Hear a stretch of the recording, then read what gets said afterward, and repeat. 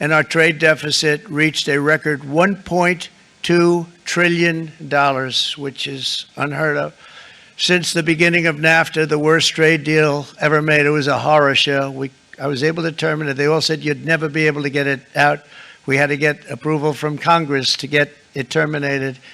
We had to live with that deal. It was the worst trade deal ever made by far.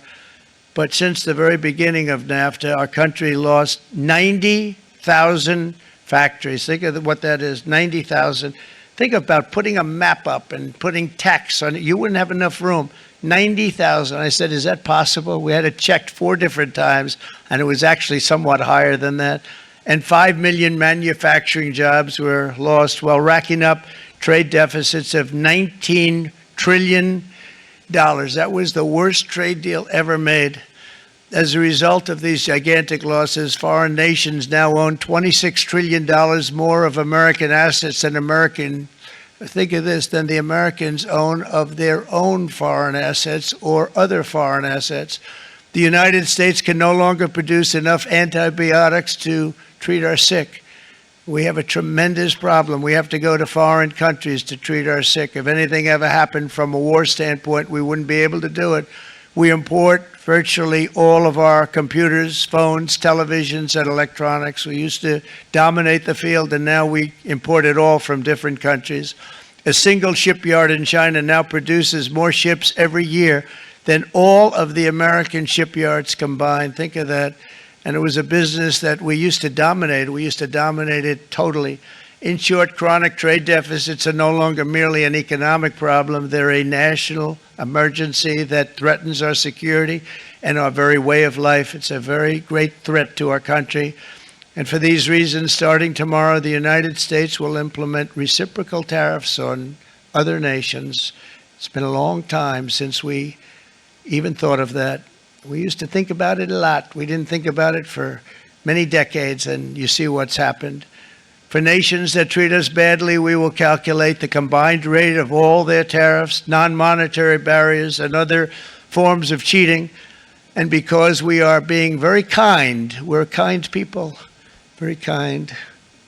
You're not so kind when you got ripped off with your salaries. My auto worker friends and my Teamster friends and all of the unions that typically voted Democrat, they're not voting Democrat anymore because worker, whether union or non-worker, they're for the Republicans now. That's what happened.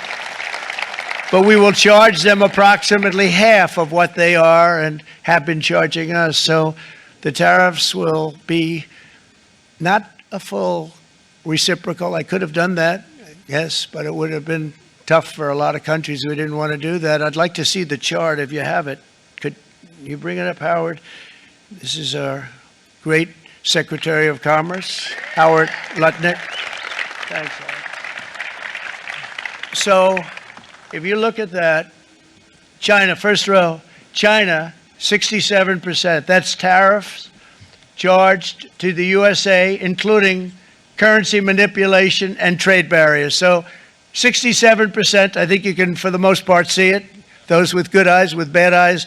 We didn't want to bring, it's very windy out here. We didn't want to bring out the big charts because it had no chance of standing. Fortunately, we came armed with a little smaller chart. So it's 67%, so we're going to be charging a discounted reciprocal tariff of 34%. I think, in other words, they charge us, we charge them less. So how can anybody be upset? They will be because we never charge anybody anything, but now we're going to charge. European Union, they're very tough, very, very tough traders. You think of European Union, very friendly. They rip us off. It's so sad to see. It's so pathetic. 39%, we're going to charge them 20%, so we're charging them essentially half. Vietnam, great negotiators, great people. They like me, I like them. The problem is they charge us 90%. We're going to charge them 46% tariff. Taiwan, where they took all of our computer chips and semiconductors. We used to be the king, right? We were everything. We had all of it. Now we have almost none of it, except the biggest company is coming in. We're going to end up with almost 40%. Lee Zeldin's working to get their approvals. And it's an amazing company. Mr. Wei of one of the great companies of the world, actually. They're coming in from Taiwan, and they're going to build one of the biggest plants in the world, maybe the biggest for that. But 64%, we're going to charge them 32%. Japan, very, very tough, great people.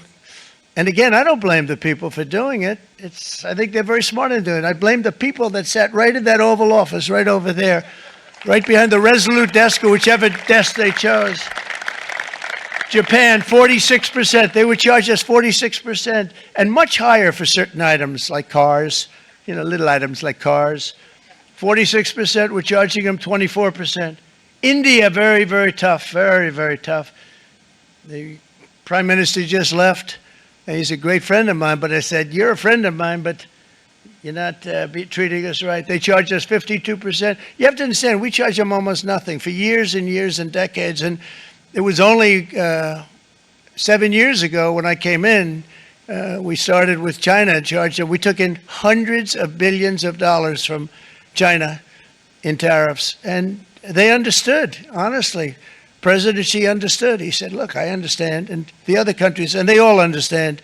We're going to have to go through a little tough love, maybe, but they all understand. They're ripping us off, and they understood it.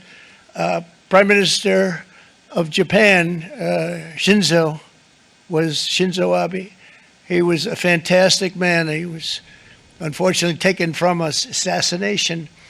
But I went to him and I said, Shinzo, we have to do something. Trade is not fair. And he said, I know that.